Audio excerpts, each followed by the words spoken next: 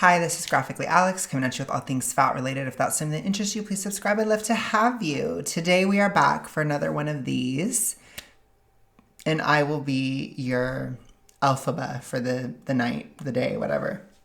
I am going to be reacting kind of quicker tonight, not like super quick, but I'm just saying I have to kind of stop it after around 30 minutes because I still have to go to the gym. And I've had a hell of a day. I'm working a lot, or I was working a lot and trying to crunch the numbers and whatnot to make my deadline for rent and all that, which I know that that's kind of boring. But so anyways, let's go ahead and continue this now.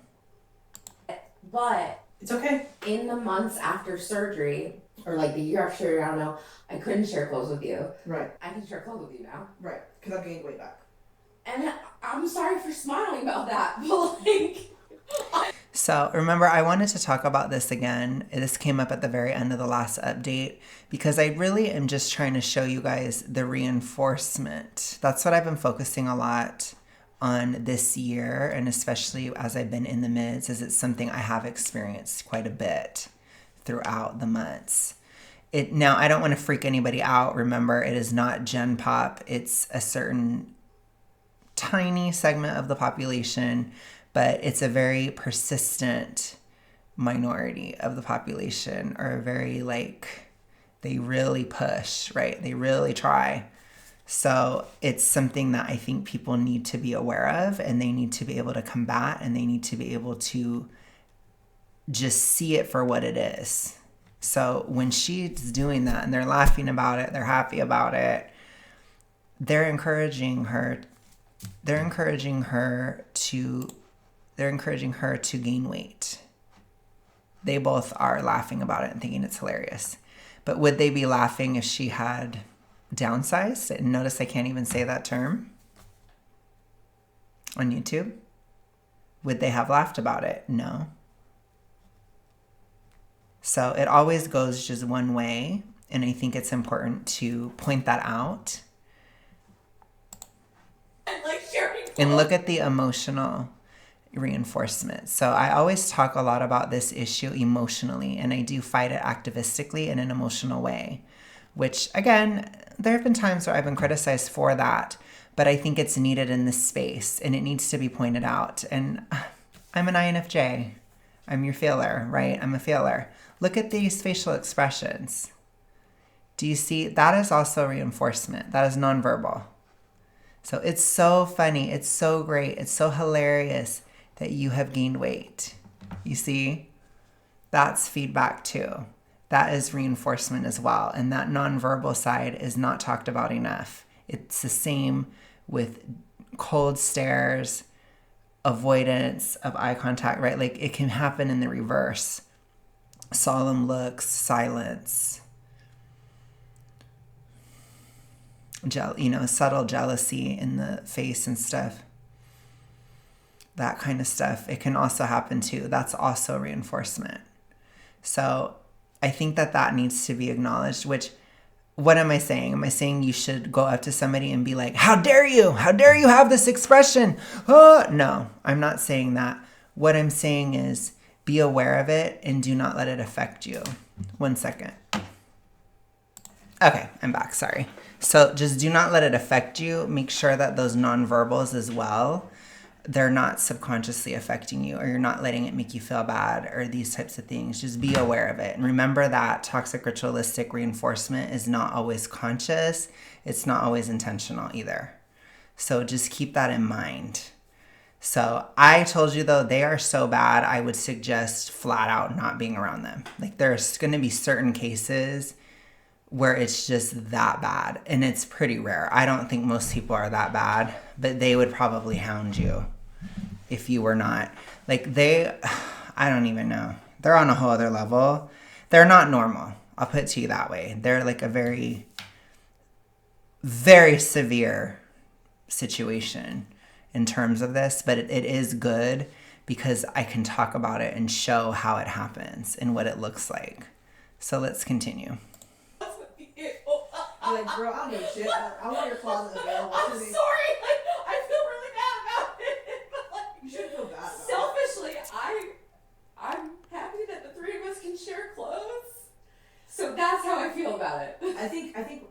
bodies change, that's when typically the talk happens, right? If someone stays stable in a size, we stop seeing it as much.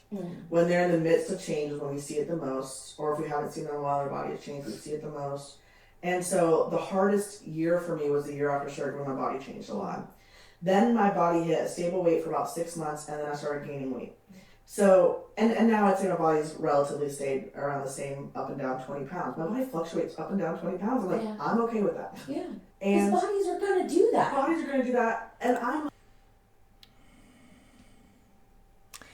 Typically 20 pounds, it's excessive. So I wouldn't just say bodies are going to do that. I would say there's some hypo going on. 20 pounds is high. There's got to be some type of hormonal thing going on with 20 pounds, a fluctuation. Maybe, like I said, I would say more than likely hypo, especially considering her weight. Even if she was producing the weight itself, it's a lot. It's a lot going on.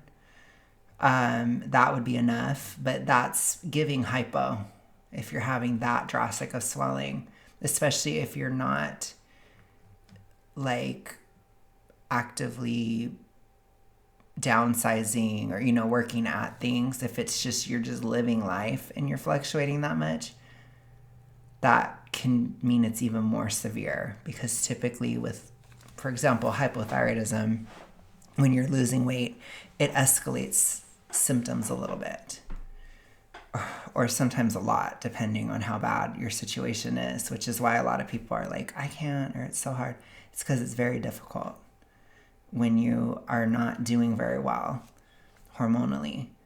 But if that's happening when you're not even downsizing, you're not even in a deficit, nothing's going on, if you're not even going to the gym or anything and it's swinging that drastically, I wouldn't necessarily say that it's just your body is doing what bodies do. It's like there's probably something else going on, is all I'm trying to say. I don't know everything that could cause that drastic of a fluctuation, but it's a lot, in my opinion. 20 pounds is quite a bit. That's all I'm trying to say. Which, you know, it doesn't mean that you're dying or anything. It's just there's usually an explanation for why it's that much. I know within the obesity, it can be a lot too. But again, obesity, it has a lot to do with other conditions. So I would just be a little bit wary of that. I'd be like, why is this happening? I try to figure it out. I continue to gain weight, okay? I found that people have been kinder to me. Not kinder, let me rephrase that. My body has not been as central to the way people talk to me since my body has stabilized in weight. The year or so where I was losing weight was an issue. When I started gaining back weight, I felt a lot of eyes on me from mostly family members and people at work. And for everyone else, it just felt like it became a non-factor again once my body stabilized. And so I do think there's something there about the change that... I would agree with her there. I would definitely agree. I think the change is what bothers people or what can trigger people. But I think it's especially bad at certain phases.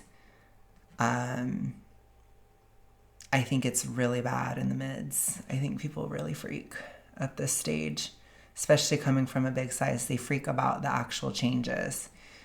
I think at the small fat stage, which is the one prior to this, they will freak about you more socially. It's more like, whoa, it's like you're noticed again. So people are like, what the hell are you doing? You know, it's like they weren't thinking about you and then they see you. That's a different type of feeling. It's different because it's less about your body, but in the mids, it's very much about your body. And that can be a little sticky or a little tricky for people that have a toxic ritualistic past, or especially who are in it at the time. It's tricky. So you have to kind of just get a little bit of a thicker skin. You know, you got to work on these issues yourself. If you're strong in the mids, you're going to be okay. It's not going to be an issue for you.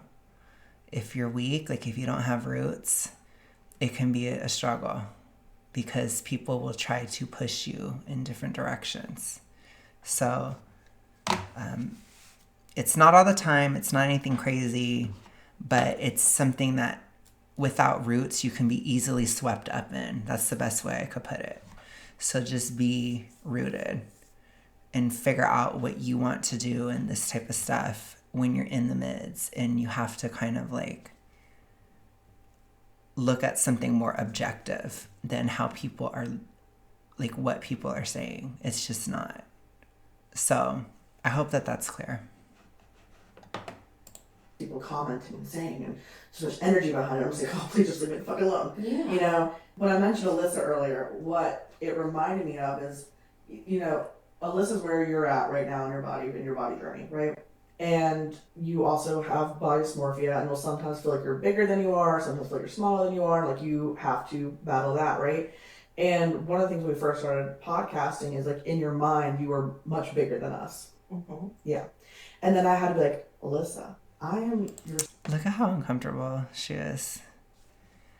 Ooh. I do not think Alyssa is... This is just my opinion, which take it for what it is. This is my opinion. This is speculation. This is my opinion. Blah, blah, blah. Okay? But I think Alyssa is way... She is not recovered enough to be talking about this stuff. I'm just going to put it out there. Because she's very triggered. She constantly is brought to tears all the time over anything. You know, if I was on here, especially as an activist, especially talking about these issues, and I'm sitting here crying about every issue all the time, honey, it's just not time yet. And it took me a while to start talking about these issues because I needed to be sure I was done.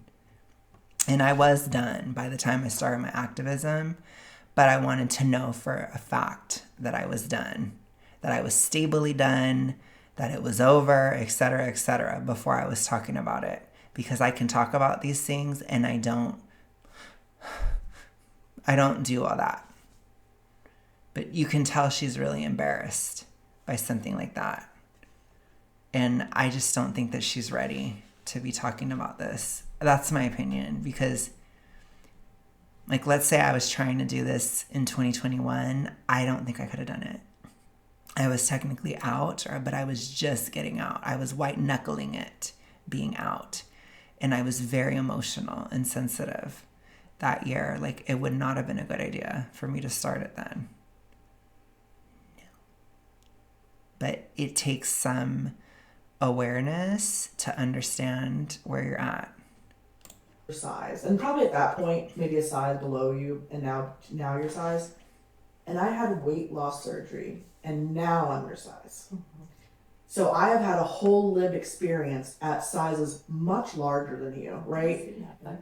And this is where I struggle, because I even feel like me having been a couple years removed from being a size 30, 32, I'm starting to forget what it's like to live in a body in a size 30, 32. Yeah. And it was a much harder experience than living in a size 22. I don't even know how to represent that anymore, because my lived experience now is easier, and not necessarily easier in terms of like, I feel better, right? My body often feels the same, and I have a lot of gastro issues, okay? Yeah.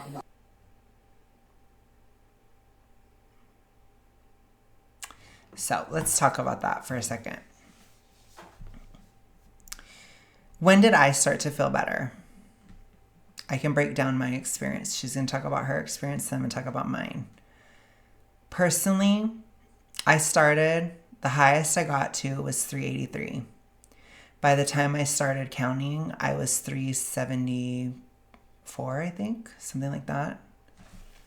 I have my app right here. I guess I could look.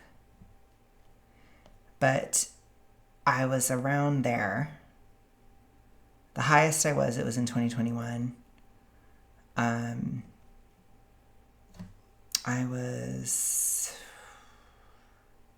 374, almost 375 when I started counting. Now, when did I start feeling better? It took me until I had lost 70 pounds. So till I was about 304, oh my God. Sorry, it made me think of being a hoe. But anyways, sorry, not that number, like not that coming to mind. I think that's like a 2000s thing. It just came to my brain all of a sudden. But anyways, I think I was about 304 when I was at 304. No, I'm just kidding. I wasn't. But I was about 304 when I felt better. So I think I have a video where I talked about it, where I was like, I actually feel better walking. I actually feel a little bit better. But that's 70 pounds. And I don't know how big she is, and I can't think of like what would be comparable. But I think I was still a 3X, but I started at a 4, which, remember, those sizes are really drastic.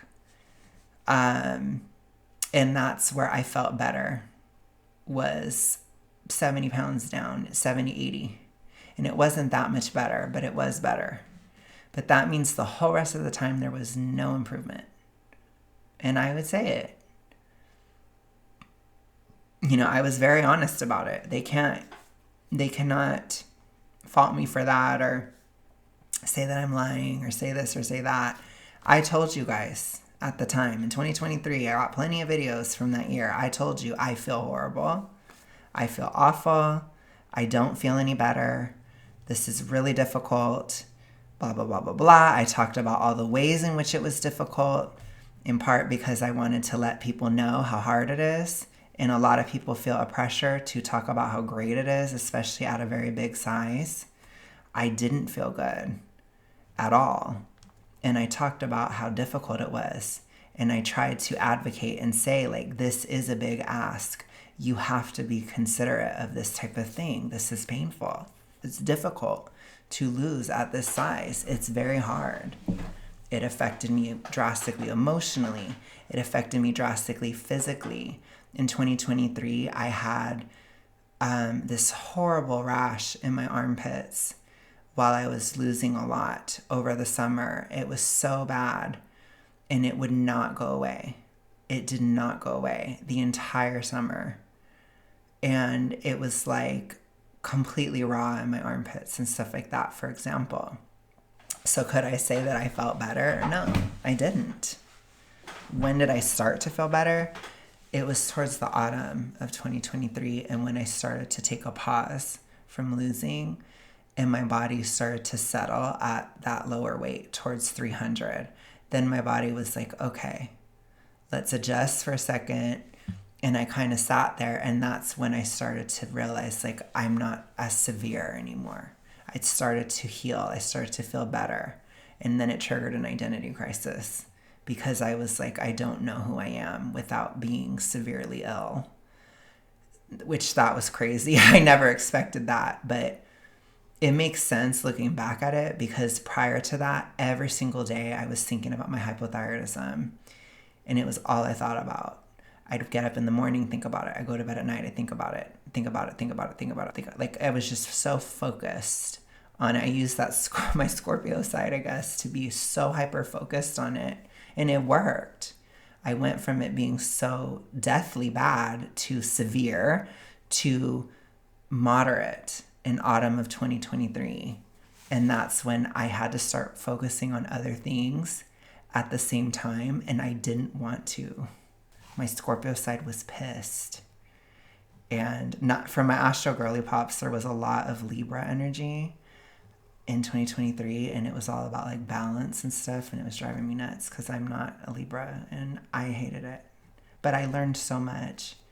But basically, I'm just saying, it was a time where collectively, I guess, in that sense, you were supposed to start focusing on a lot of different goals. And so I had to as well, because I was no longer severe. So I had to start focusing on finances, focusing on other aspects of my life, like especially a lot of practical concerns in 2023 and the beginning of 2024, but also things like relationships and what I'm going to do, and, you know, how I feel about certain things. And, you know, like in the mental side of it, I had to start looking at these other aspects, and it was horrible. Honestly, I hated it. And I think at the time I even told you guys, I was like, I don't feel like this is better. Because even then, when I felt better physically, I had so many problems in my life, and I was so behind on so many aspects of my life that I didn't feel better. I just didn't. So I always would say at the time, and I will say it today as well, you cannot let your feelings rule your journey. You cannot. Because your health does not depend on your feelings. It doesn't. Feelings, they can come with time, but it can take a long time. I would say now, I'm starting to feel better. And life is still hard. I still am juggling a lot, and especially at this moment, especially today. But I'm so much more resilient now.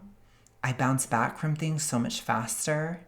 I can move faster. I think faster. I do everything very, very fast. That's one of the blessings of the mids, I guess, and some of that low dopamine is I do things really quickly.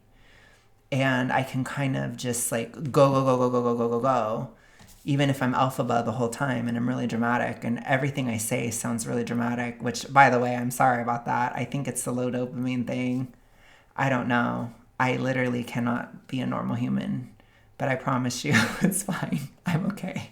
I had to tell. I was texting Lisa today, and she's like, I thought it was something really bad, because I was like, I have to tell you this. She's like, I thought it was really bad. And I was like, oh, sorry. It's just my tone. I'm very mid-sized princess. It's the mid-sized princess tone. It's just all the time. I can't help it, but I promise you I'm fine. But it is stressful, and I still have stress, but I still feel better about it, because to me now it's like, when I was super morbid, I saw challenges like that as like impossible or scary or like incredibly fearful, and like, I can never handle this. I can't do this. And then in 2024, it's like, I'm going to try to do this. I'm going to do my best. And I was like tearful and like crying the whole time and terrified the whole time. I was so tortured, in my tortured Mo era. And then now in 2025, it's like, I see a challenge. I'm going to do it. And I'm alphaba now. And you can find me in the Western sky. It's like, I don't give a fuck anymore. I'm like, it's like, I'm going. It's just a totally different feeling. So the feelings all I'm trying to say is the feelings come, but they come much later, is what I'm trying to say. You get better. As you heal physically, it heals your brain. And as you do the emotional work along the way, you get more resilient, and you're okay. You can do it. And so a day like today, I had a lot of challenges within my work. I had a lot of financial challenges and all these different things. And then now I have time constraint challenges. Like, I'm coming home, I have to do this, right? I have to go to the gym after, I have to do that. Like, I had to be super, super strict, like with my spending, because I have to pay the rent tomorrow, and just like all this stuff. Like, I'm just being real. Okay. I'm just trying to break it all down for you. But if you see how I am emotionally, even with so much stress, I'm fine. This would not have been me a year ago. A year ago, I probably would have been like really mad or complaining or like scared about it. And a year prior to that, I probably wouldn't have been filming. So in the beginning, if you are super morbid, do not let your feelings rule you. You can't. You just can't. You can start to get a bit more in touch with your emotions from a small fat phase, which is when you're nearing class 1 obesity, if we want to get technical. So when you're starting to get close to it, then you can kind of start looking at your feelings more. Then I think in the mids, you really have to work with it quite a bit in the mids. It's different. The mids are totally different. I think that's why people get so caught off guard and they start to really flop in the mids. But as boring as a stage it is, it's really important. And I'm still really conceptualizing about it, because it can determine your whole success based on how you handle this phase. So I'm really thinking about it a lot, and I will be doing that video where I summarize it, especially as I'm getting to the end. But, right now I'm just defying floppity. Like, I'm going for it. And that's kind of how I feel. I'm just running. Like, I'm just going to run out of the mids. But yeah, I'll talk about that later. I'm just saying, things change. I know that was kind of a ramble. Trying to get it together. Sorry. Talk about it. We're not gonna talk about it. Like clockwork, though. I just feel like we should say it one more time, like a lot. I have anxiety in it. Mm-hmm. They're And connected. some people's anxiety manifests in different Yeah, ways. you're probably going to have it regardless at that size. I was never okay, ever. When I was super morbidly obese, my gastrointestinal issues never ceased. And I do think a lot of it had to do with my hypothyroidism being so bad. And it makes weak stomach acid, which can lead to SIBO and all this stuff. It was just horrible. As I'm in this like very active burning phase, my digestion is a little bit weird, honestly, but it's not anywhere near as bad as it was when I was super morbid. I don't think anything is, honestly. It's not easy. Still, it isn't easy, but I think that's the one cherry on top of the shitty sundae of having to lose weight from a super morbid place, is that everything else is like not as bad as that. So I can see why a lot of people would be like, this is so hard. Oh my gosh. Like when you're trying to lose at this stage that I'm at. But for me, it's like a cakewalk compared to super morbid. It was so much harder. And I think that that will just always be in my mind of how hard it was. So if you can get out, you can do the whole way, in my opinion. As long as you take care of your thyroid along the way. Take care of your thyroid will take care of you. Let's continue. ways. But let's just say I have less stomach, so it impacts a greater system now than it used to, right? Like I live with chronic stomach issues, okay?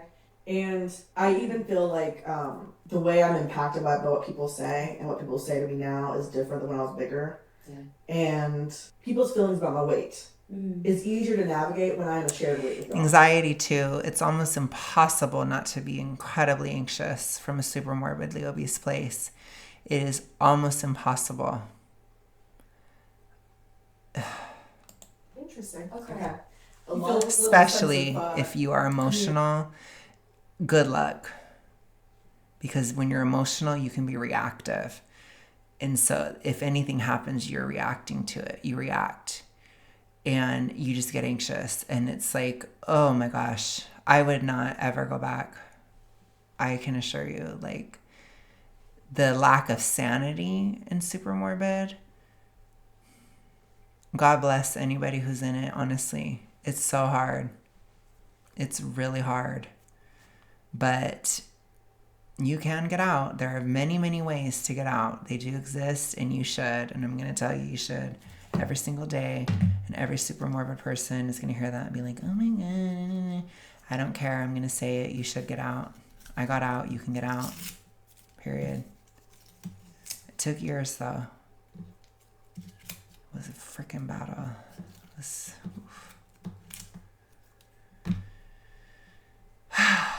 It was a lot less glamorous than being the alpha I am today. I was just the witch. I was the mad woman witch. Back then, it was tough. Now I have enough energy to be super extra all the time. So there's that. Camaraderie. Like, I am part of an army. Yeah, ain't nobody fucking with my clique. Right. Whereas when I was I'll go larger just a little bit longer. I can't go that much longer. than all of my plus-size friends, You felt a little it isolated. was a lot more alienating. Yeah, and so I recognize I that think we hear that more in That is the easier. community, right? Yes. Like that once you get to that super fat, that there's still a lot of work to do, right? That we've started to do the mid-size work, and we've started to do. Hold on. Let me go back. I am part of an army. Yeah, ain't nobody fucking with my clique. Right. Whereas when I was larger than all of my plus-size friends, You felt a little it isolated. was a lot more alienating. Yeah, and so I recognize I that think was- we hear that more in that is the easier. community. Yeah, right? I Like think that there's just a lot of people in the community. This is going to sound really harsh, but I just have to keep it. I have to keep it a buck with you. Okay. I think a lot of people in fat acceptance are incredibly selfish. I think they're very self-obsessed, and that may be due to the toxic ritualistic. It may just be a personality trait. I don't know. I can't tell you.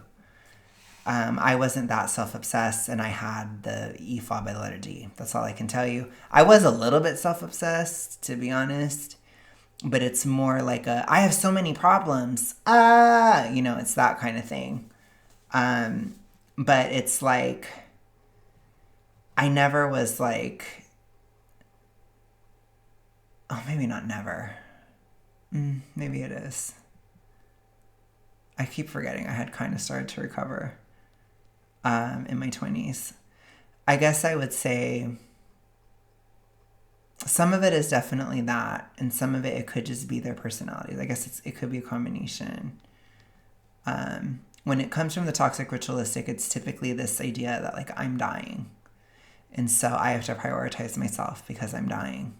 And everything feels like you're dying. I'm dying here, I'm dying there, I'm dying this, I'm dying that. It's like, it can be even in a dramatic way. Remember, a lot of people that have these issues are very emotional and can be very dramatic. And as dramatic as I am as Alphabet, it was a lot worse. I'm telling you. Because even as Alphabet, it's like I can have a pretty shitty day and still be okay. Whereas back then, it's like hardly anything could happen and I'd still be upset. Or I could be upset about nothing at all happening. Crazy. Once you get to that super fat, that there's still a lot of work to do, right? That we've started to do the mid-size work, and we've started to do In terms of acceptance by yeah, others. that we still really need to work on. It's that scale. That scale, that range, Spectrum, the yeah, spectrum, yeah. the spectrum. Thank you. Maybe we're gonna get there. We're gonna get Yeah, so this is wrong. As far as socially, I think super fat, I can't say that it's the worst. It's not the worst. And I experienced it and I've seen it in others and I see it in them. You know, they have a platform, they have all this going on, they have these things happening. When you're super fat, it is not the worst place to be socially. I will always say it's that mid-fat stage, about a 2 to 3x, being in between there, typically. Maybe a little bit less depending on your height. But it's at that phase where it's difficult socially. It's the worst. You're kind of at the bottom of the barrel, followed by small fat, followed by mid. And then I think thin is better than super fat. So super fat is actually the second best, in my opinion, which it makes sense why there's so many people that are huge like that have channels, they have a platform, they have this, they have that. Like, it can get you attention and stuff like that. And people get donations and people are like Amberlyn Reed and Foodie Beauty and, you know, they get all this attention where if they weren't as big, they probably wouldn't because you lose the spectacle of it. So if they were to lose weight, they would see that they're getting less engagement, less people are talking about them. All this stuff happens and it's a huge social barrier or social consequence of weight loss, which I can't think of their names. I'm sorry, I'm blanking. But she, the one who got the surgery, might have been experiencing that. And that may have also contributed to her regain on a social level. But people don't ever talk about it. Because we're so programmed, especially within the toxic ritualistic world, that weight loss is always better. It's always better. Of course, people always like you better. People always like you better. If you're smaller, people always like you better smaller. And people say it so often and so persistently that people believe it until you're a super fat person and you're losing weight and you've lost like 80 pounds or so and nobody's giving a fuck about you anymore. People don't care. You're invisible. People are like, they glance over you. They don't give a shit anymore. And people are like, what? Like, imagine if Amberlyn Reed, if she lost weight and got to, I don't know how tall she is, but let's say she wasn't like almost 500 or 400 or whatever she is. I think she's upper fours, low fives, something like that. I don't know exactly. Let's say she got to 250, 280. Would anybody be talking about her? Probably not. So from a social media standpoint, it can be very discouraging to lose weight, which is also why we don't see it happen that often, which is why a lot of people have the perception that it isn't possible. It's because there is a social barrier to it, which I hit that wall very hard in the summer of 2023, and I was so confused. But then I was like, oh, because I wasn't in the toxic ritualistic, I could just understand it and be like, oh, I am just not visible. People aren't noticing me at all. And that's a huge problem in terms of social media and in terms of social status. There have been times where I have been quote unquote canceled on a personal level. So like I've had people come out against me, or I was dumped when I was mid-fat. I was just approaching it and I got dumped right then. It's like people, when I didn't act perfect when I was mid-fat, and I had various phases of my life where I'd reached mid-fat, and then there'd be this huge drama, or like somebody would cut me out, or they'd be like, I don't want to fuck with you anymore. I don't give a shit about Alex anymore. And then it'd be this huge drama, and then I would start to regain. And it happened over and over. And I noticed like I'd have certain like moments of more notoriety when I was bigger. I was easier to notice when I was bigger. I'd have more successes when I was bigger. And then whenever I try to lose, because I'd have to, because I was so unhealthy, it would start to go down and it would all go away. And it happened over and over again throughout my 20s. And I was so confused until 2023 when I could sit and see it happening blatantly. And I was like, I have to tell people about this because it had happened to me multiple times. People will not put up with you at all in that stage. And especially when you're used to being super fat and people put up with a lot. I mean, they put up with a lot. I mean, look at like these women, they have people defending them. They have people that are like, oh, they're not that bad, or, oh, I'm really trying to see things from their perspective. They have all that. If they were mid-fat, they wouldn't have that anymore. You don't have those kind of like that coddling, because I think people feel really bad for them. And you don't have that anymore. And that's really hard. But I just kept going. And it was a long time of being mid-fat. It was like almost 100 pounds, if not 100. And then summer of 2024 came, so about a year later. Because I really was entering into the mid-fat zone around April of 2023. And it hit a peak in August of 2023. And then I got out of it in August of 2024. And it was like, boom. Then all of a sudden I was visible and everyone's like, ew, Alex, you're acting so inappropriate. Oh my gosh, da-da-da. And like everybody's like, whoa. Whoa. And it's weird because I've seen it happen to a dog recently. I don't know if you guys, for any of you guys who have been following my Instagram and stuff, and on the channel as well, you guys may know Roxy, Eric's dog. I think she lost a little bit of weight, and now all of a sudden people are noticing that she needs to lose weight and stuff. And it's like, I don't know, even the dog got it. Like, it's just weird. Like, Eric posted a video of her at the beach and everyone's like, oh my gosh, she looks so happy, da da da. And it's just so weird. It's like, it's just bizarre. But it happens. I don't know. It's a thing, you know? I was like, okay, Roxy, having her little albatross moment. But it's just weird.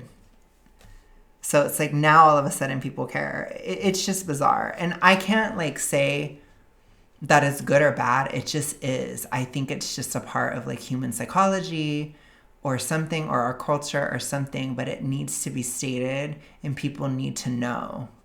Because when you're super morbid, it's not going to be better necessarily getting to that phase. But when you get into small fat, it is. And then mid is still better. It is. I will give the fat activist that. I am still treated better being mid, and people handle me more being mid. They do. And I'm aware of it. With the exception of people with these issues. And the mids do have their own problems, but you're still overall, people put up with you.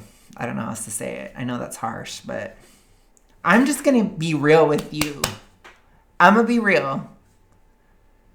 People will put up with you. If I was mid-fat, they would not put up with me. That's true. So if you want to talk social, let's talk social. That's true.